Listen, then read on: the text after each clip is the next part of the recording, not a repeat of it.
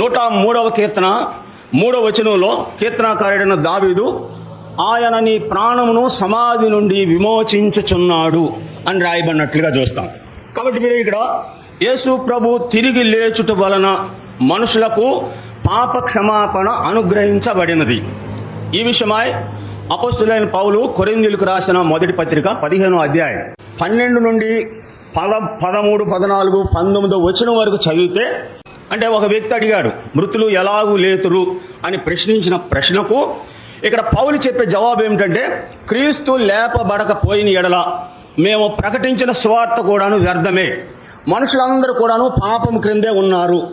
ఆ తర్వాత 19వ వచనంలో ప్రభువైన యేసు క్రీస్తు వారిని అంగీకరించినటువంటి వారి యొక్క జీవితం ఈ కాలము మట్టుకే కాక రాబో కాలము కూడాను అది మేలుకరమైనటువంటి భక్తిగా చెప్పబడుతున్నట్లుగా చూస్తాం.